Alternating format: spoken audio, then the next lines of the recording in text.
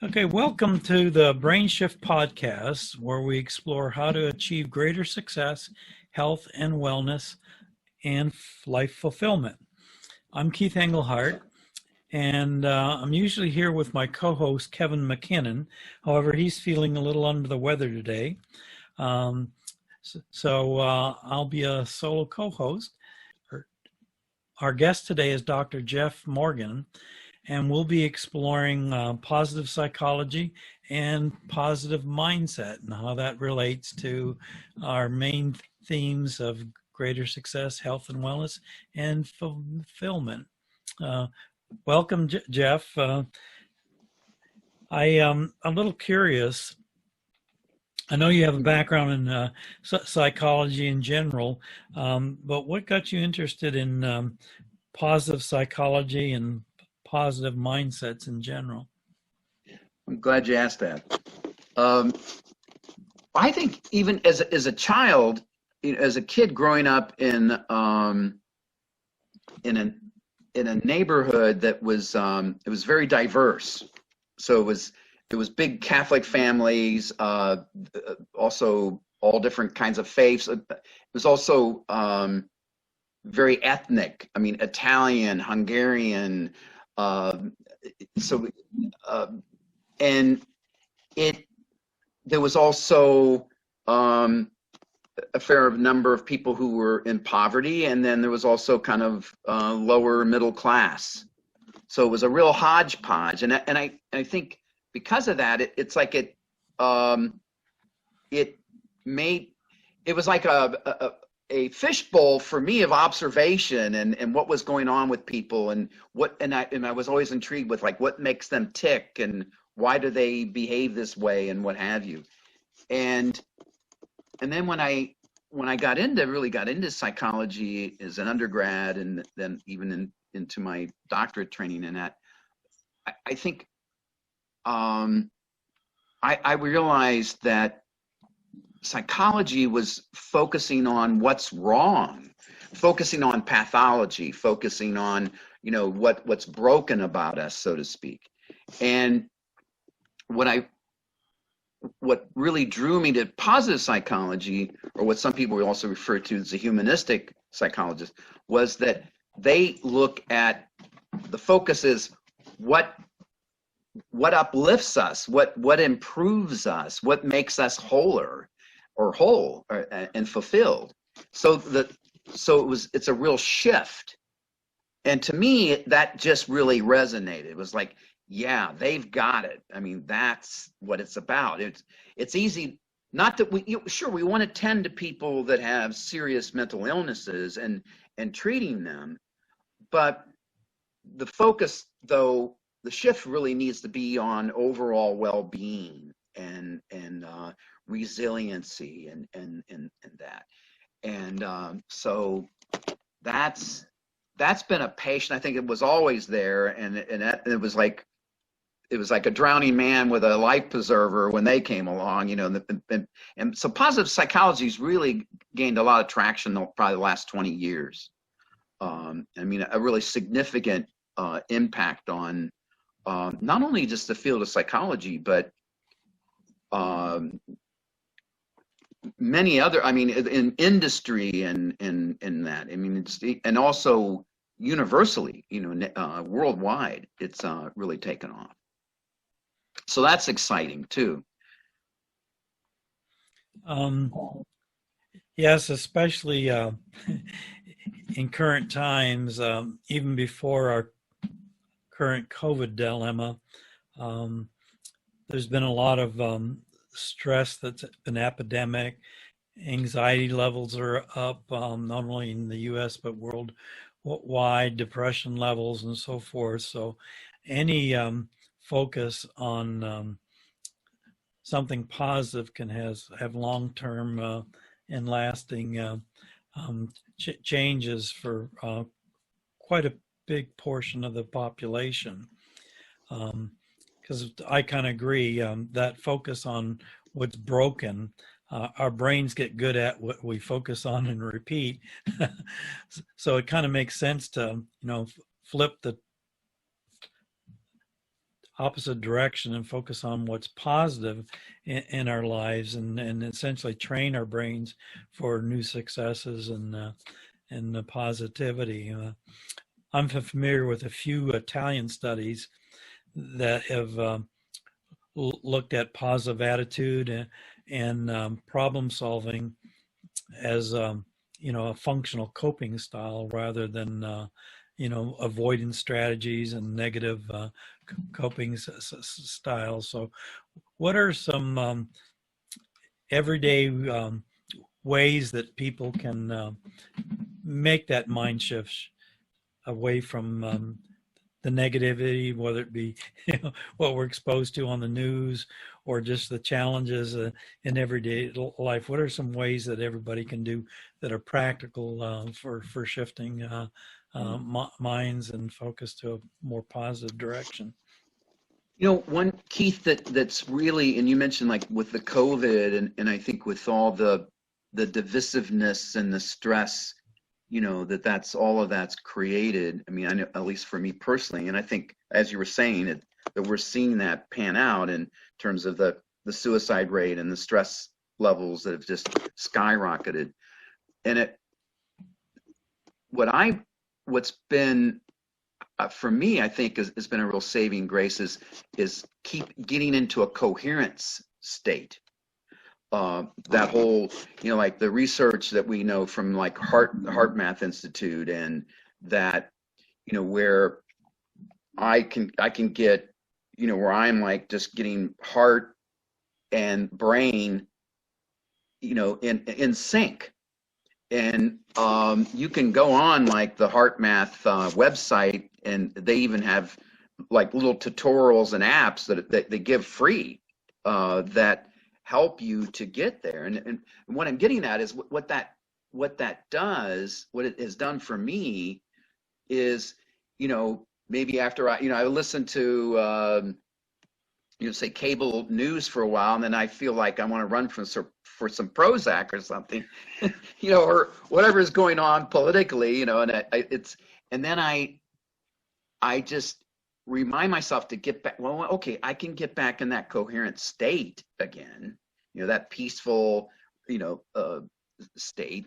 And it's now I've gotten to a point where I don't even need to use there's little devices you can use. They're like little miniature biofeedback to help you get to a coherent state. But all I have to do now is just basically put my hand on my heart and get into the breathing, and it just comes back.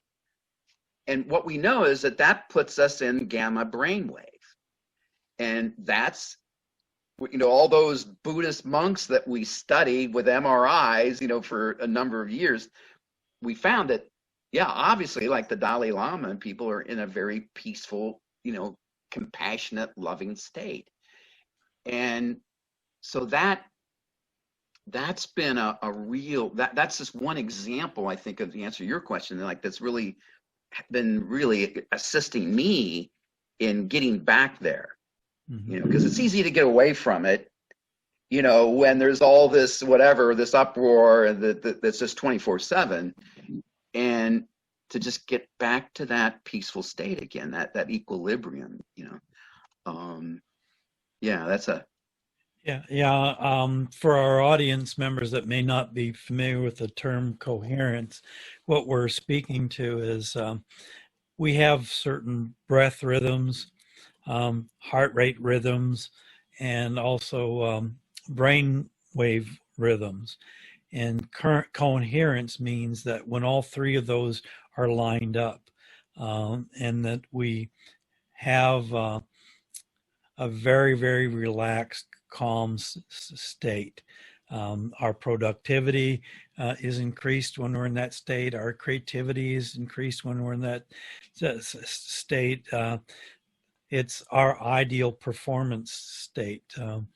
And as Jeff mentioned, there are gadgets that help us recognize them, because not all of us, because of our go, do busy society and stresses that we face, are internally tuned to what it physically feels like to be in those states, because the busyness and the chaos may be so routine for us that we think that's normal when it may not be.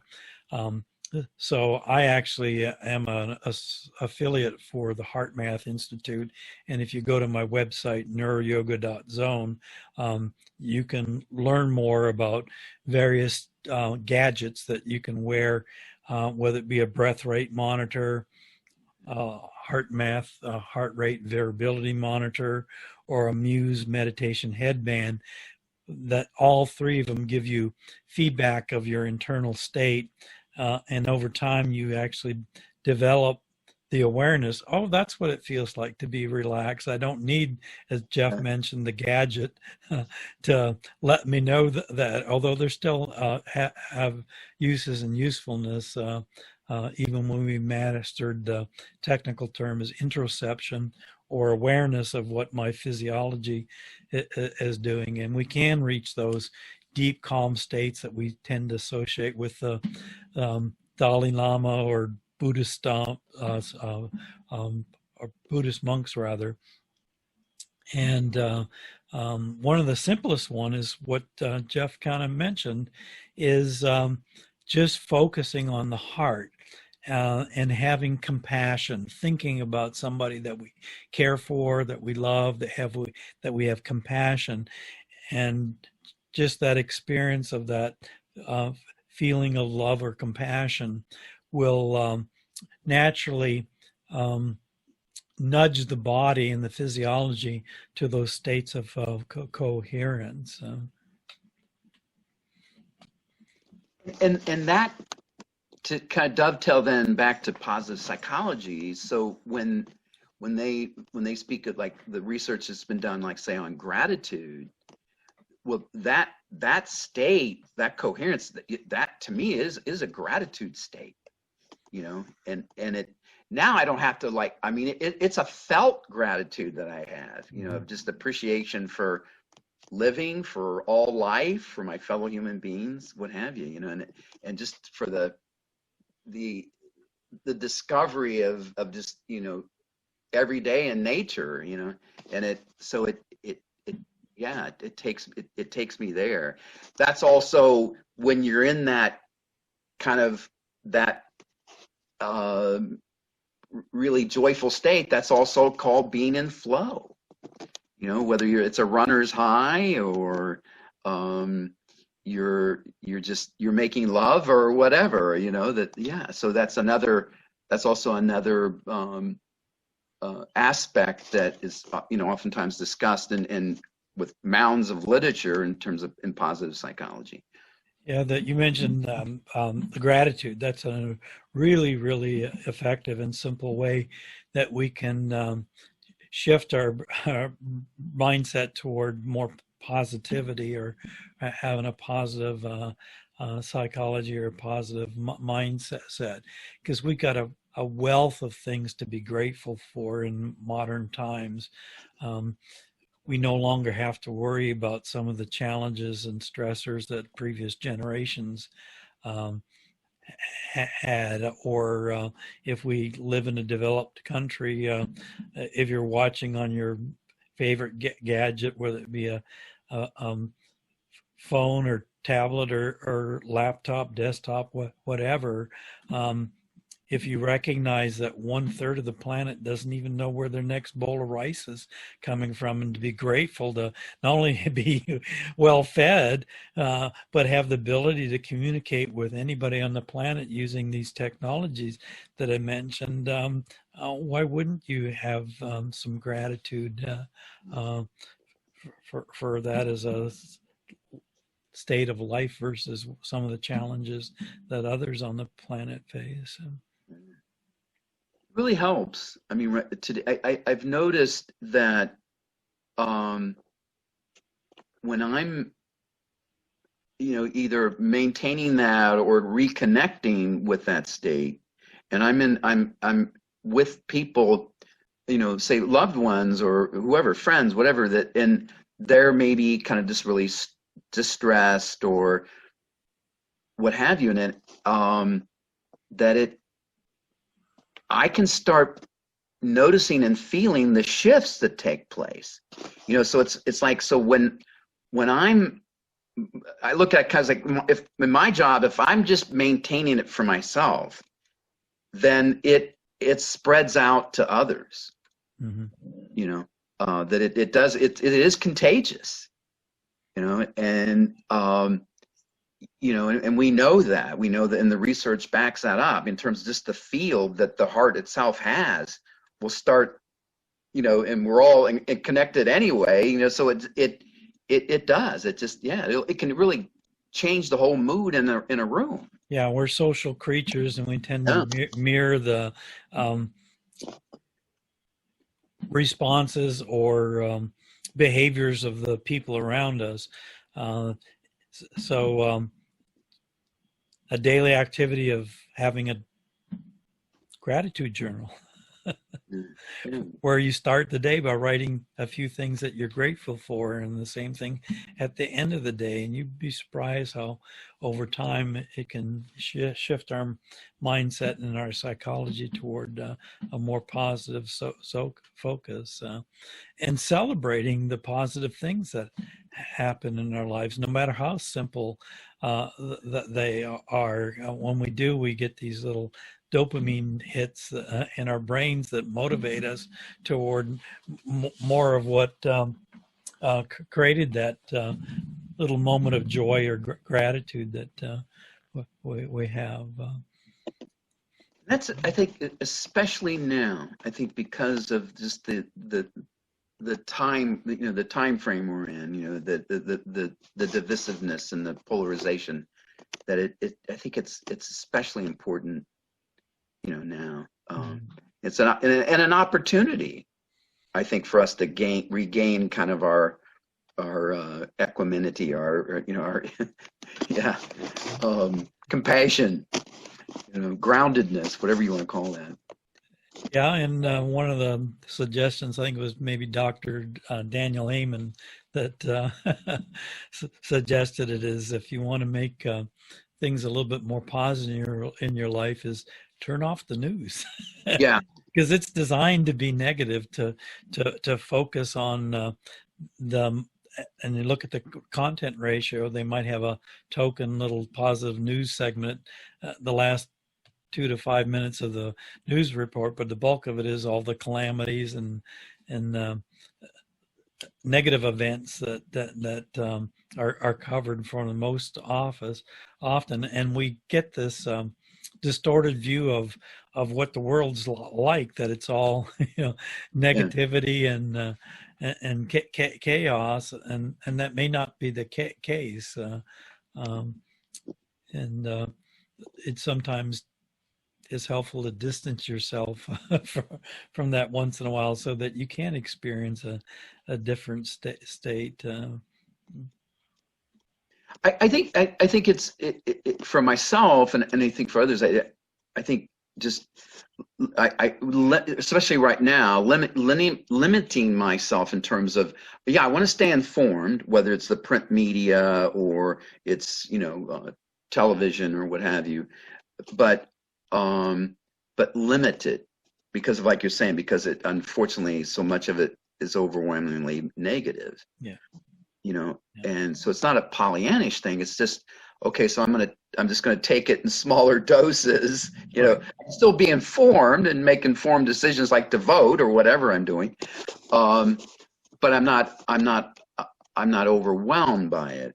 Right. Because I think some people keep it glued to that 24/7 with cable news. Right, because you can never stops. Literally with the cable, between the cable channels and regular over-the-air channels or whatever, and the sheer number of news media out there, and they as a institution have to fill it with content because they're on the air for 24 hours. It doesn't mean that there's that much negativity happening in the world, or that much bad news or whatever. No, it's well said. I think that's, It's been kind of a withdrawal kind of thing. I mean, because it's been a habit changer where I've, I think I have, that ritual of like, particularly with, I think with the coronavirus and social distancing and that, I was watching more of it, more than I usually would. And yeah, that's like, so I just have to remind myself, okay, it's time to cut this off, Yeah, because they're also airing all that content for a reason, because it triggers certain stress centers in the brain and fear centers, amygdala or whatever, and because we'll seek ways of relief, and usually that's the goods and services that are being marketed during all those news programs and so forth. So we maybe find ourselves buying less stuff because we're not triggered by unconscious stress responses to whatever's on the news channel or whatever. So getting out in nature is a good replacement. And also being around people that have positive mindsets. As we talked about a moment ago, that we are social creatures. We tend to mirror the actions and behaviors around us. So just being around positive-minded people is another simple way to develop a more positive psychology and positive mindset. Yeah, no, and that's really well said, because I think that especially like if you're a practitioner and you're working with people that are in great amounts of distress, and that I think it's real imperative that you have that you have a social support system that does have a positive, optimistic kind of mindset, and to have that kind of fellowship with them, because I think we're seeing it. I think of so many, like those reports where early on, like where the physicians who were in the midst of saving lives in the coronavirus, and then later suiciding, just that they didn't really get a chance, even an opportunity to recharge. Mm-hmm. All they were seeing was this death and destruction, and right. Yeah, because we all have different levels of stress that we can manage. I think the technical term is allostatic load, that if we get too much challenge or stress, that we have this biological limit, and then we will have either health problems, mental as well as physical health problems related to it, and it can be especially facing acute trauma, triggers for suicide when we don't have healthy coping and resilience mechanisms. Yeah. So I think there's a very strong connection between positive psychology and positive mindsets and resilience. If you could speak to that as well. Definitely, I think the out of the University of Pennsylvania, with both Burns and Beck, who really were the cognitive psychologists, and their identification of how our thinking affects our mood. And then Seligman took that, of course, much further with Martin Seligman at University of Pennsylvania with positive psychology in it. But they both are in definite agreement that we have to, what the cognitive psychologists call the cognitive distortions, the catastrophizing, the all or nothing kind of thinking, that so that we tune into that. When we or maybe falling back into those kind of reels of that kind of stressful kind of thinking patterns, and then as we get better, as we keep paying attention to that and reflect on that, then we can start catching ourselves and shifting it and challenging those, whatever you want to call that, those irrational kinds of ideas, the all or nothing, kind of thinking. And that then also, in terms of that's a very powerful, resilient technique, or strategy, because now it's not the glass is half empty, it's half full. It shifts your whole mood, Right. And can eradicate anxiety and depression. Yeah. I love Daniel Amen's acronym for that thought process of negative thinking. He calls them the ants in our head. Ants. That automatic negative thoughts, the AN. Yeah. Has, it's a playful description, because it'll remind us of a bunch of busy ants just running around in our head, and we have to realize that most of that is just our brains are anticipatory and problem-solving engines. They're looking for the potholes in life because it was necessary for our survival. When we had to roam through the woods to forage for food, etc. So we just naturally have a little bit of a negative bias and are looking for the potholes in life. But for many of us, it can get to be this constant movie that we're playing in our head, and we have to realize that it's maybe just fiction. So if you stop and question, what is the source of your information? If I wake up in the morning and I forgot to set my alarm clock, so I wake up late and I realize I'm going to be late for work, and I start thinking about all the consequences that my boss is going to holler at me, and that's the third time this month I'm probably going to get fired. And then I do a quick survey of my savings and checking, and I got about 6 months and I'm broke and unemployed on the street. Well, I'm not even out of bed yet. My brain has created this fiction, this mental movie of this catastrophic event in my life, and if I was present and in the moment, I'd realize that no, I'm just here in bed. Nothing's happening. So questioning the mind, sometimes challenging it, like is what I'm swirling around in my head real, or is it just the creative imagination of my problem solving area of the brain? For your listeners, they can just Google cognitive distortions by Burns and Beck, and it'll give them like a list. Like there's usually like 10, mm-hmm. and it where they can then kind of do a little check off of maybe the ones that they maybe are kind of habituated to, mm-hmm. In terms of styles of thinking. And it's really informative because it's a pretty quick learning curve with that. Yeah, and if I do show up at work and my boss doesn't say anything, he just goes past me, walking down the hall. When I said good morning, immediately brain may fires like, oh crap, he's mad at me or whatever. Well, he may just be focused and distracted. It's like, exactly. Yeah.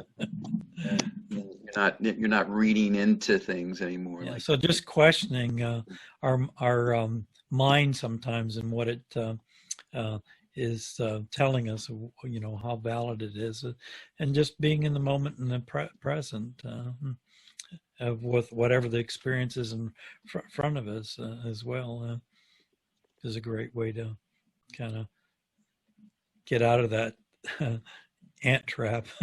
Yes. Seligman has also a dimension that I really admire is that he also has reflected a lot in a lot of his work on Marty Seligman on character. The return for psychology to reclaim character, and the sense of character, that the way Seligman refers to it is that it's like we all have character traits, and we want to. It's good. It's really important to take an inventory of what are those values that make that really, make us want to get out of bed in the morning? What is that? Is that generosity? Is that, our wanting to make the world a better place or whatever? What what is it that we value? But the character part of it also, though, is that it's that we're tougher than we think, and that sometimes things are hard and we just have to be persistent and tough it out. Yeah. Like even right now is a good example. I mean, this too shall pass eventually. We can bemoan that, and what's the biblical saying? It's better to light one candle than to curse the darkness. And I think that's where he's going with that. That we can also teach and model that to our children. That with character, something in patience. That's the marshmallow test. The kids that okay, you can have this later if you eat. You get to have the marshmallows after you've done such and this whatever task, and then you reward yourself. So delayed gratification. Well, we all benefit from that, and that also gives us the grit and the persistence. So something as simple as like, okay, wearing a mask right now really isn't the end of the world. You're helping yourself, you're helping your fellow man. Or we can look at it like, oh, this is a real hardship. We know where that ends up. We just keep perpetuating more virus. I mean, so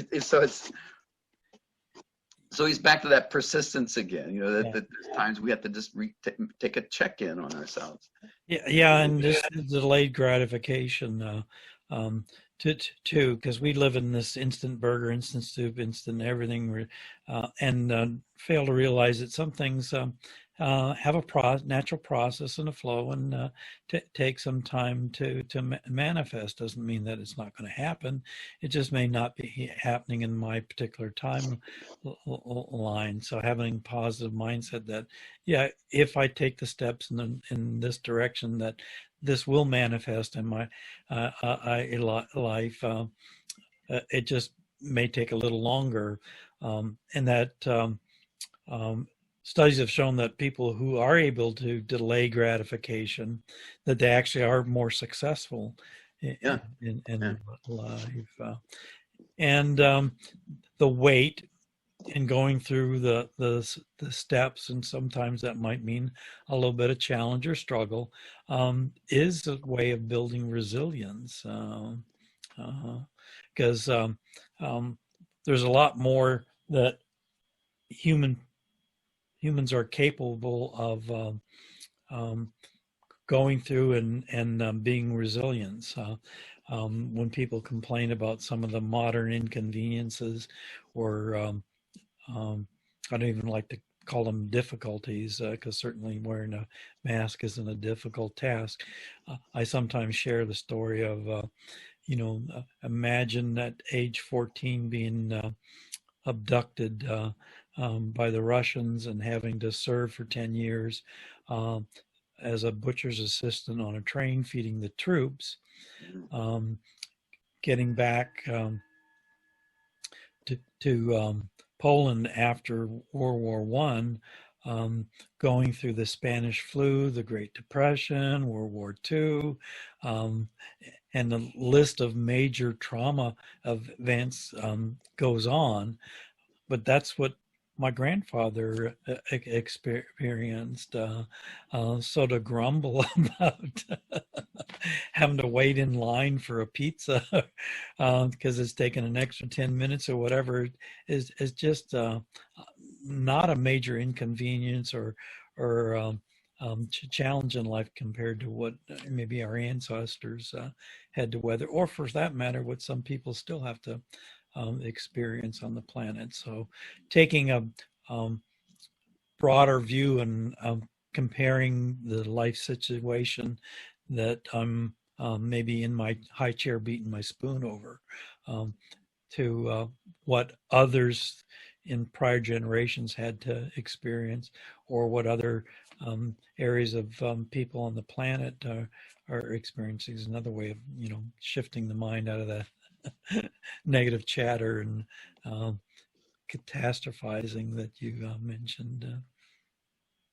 And you'll hear in positive psychology, they'll talk about hardiness will be a term you'll hear that gets bandied to kind of reflect that, and that's something that's really measurable. And those that score high on that, it was an interesting study, even like that the Hardys, even say if they, they contract cancer, they have a higher probability of survival. Mm-hmm.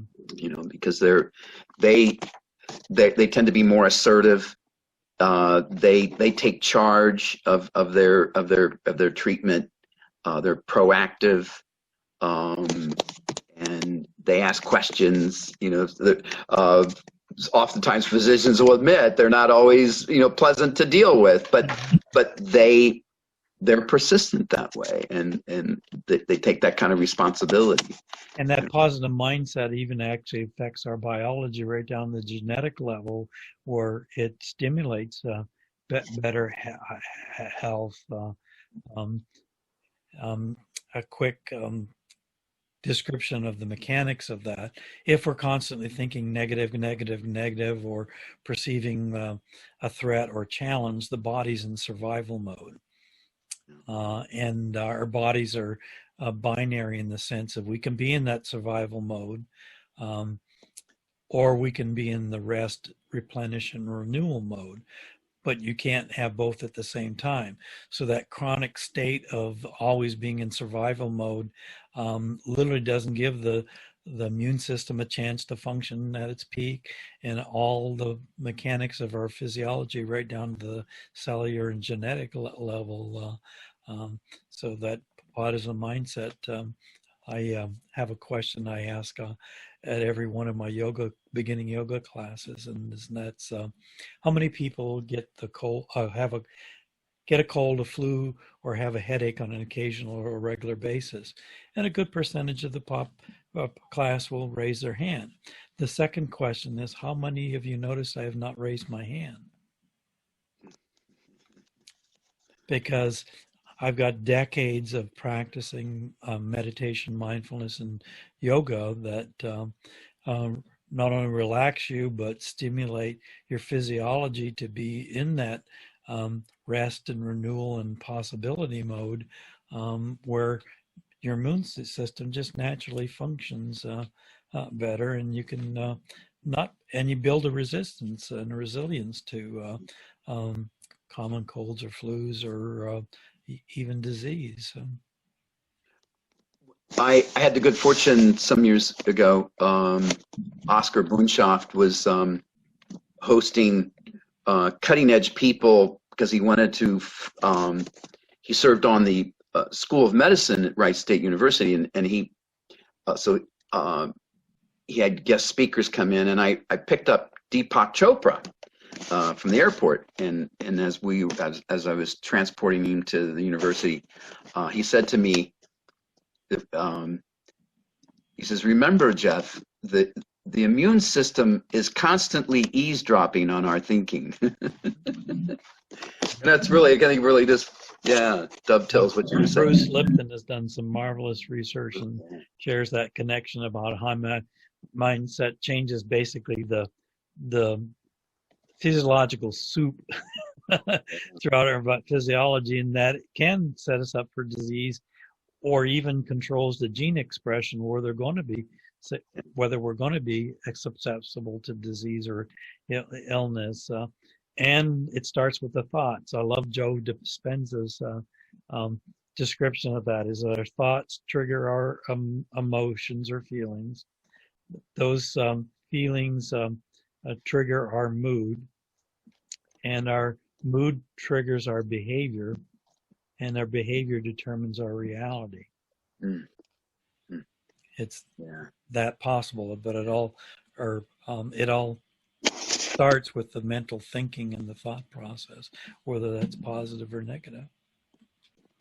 And I think that's what's exciting today, Keith, because I think that positive psychology is converging with all the advances we're making in epigenetics, and in neuroscience, and it's all validating. You know, it's I mean there's that mutual validation going on. Mm-hmm. You know, as we're all coming kind of the same conclusions. Yeah. I want to share something because I think it's really apropos, and it's something that's been on my mind lately in this time in terms of our divisiveness is because right now we're so polarized even on simple things like say right to life issue. And I know you and I've talked about this before, that what I think we need to have is a narrative about that in terms of if life is safe, if we take the notion, the idea that life is sacred, then it's not just sacred in the womb, but we would be thinking that it's sacred from cradle to grave. And what does that mean? You know, if life is truly sacred, then the narrative would be, so what would we be doing? You know, wouldn't we have a sustainable environment? Wouldn't we have health care? Wouldn't we be providing what we humans need to maintain that, you know, to maintain life, you know? And I think that's where we get off track. You know, I think there's a lot to be said. I think we probably would have a pretty much of a consensus that everybody can maybe argue right to life. It's just yeah, no matter what the social issue is or political, it is, if you just kind of bring it back to our own sphere of influence. Yeah. Like, you know, that's another way of maintaining a positive mindset is it within my sphere of influence? If it's not, let it go. Yeah. Or is it something that I can do in the moment to resolve whatever the issue is? Yeah, maybe a small step, but I can take steps in a certain direction to facilitate change or whatever. So we're coming close to the end of our time together. Is there one thing that you can share with our audience to assist with their positive mindset or positive psychology? I think what my journey with it is that if no matter what your background is, that the positive psychology is wisdom teachings. I mean, it goes back thousands of years. It's our history, and so it doesn't, no matter what your religious beliefs are, what positive psychology does is validate our wisdom teachings. And so there's no contradictions there. I mean, I think that it's universal kind of positive psychology is really very universal, is what I'm trying to say. Yeah, and then to quote Bob Fosse, everything old is new again. Yeah, just using science to validate what has been in a lot of teachings across cultures and disciplines for thousands of years. We just need to kind of revisit them. Oh, it is done to you as you thinketh. You know, we validated that in positive psychology as well. You know, it's like, well, it's been a pleasure chatting with you, and hopefully there's been a few insights that our audience can benefit from regarding positive psychology and shifting to a positive mindset. Please join us for the next session. We're a bi-weekly podcast, so in 2 weeks, check us out again for our next speaker, and how to achieve greater success, health and wellness, and fulfillment. Thanks for having me. Take care. My pleasure.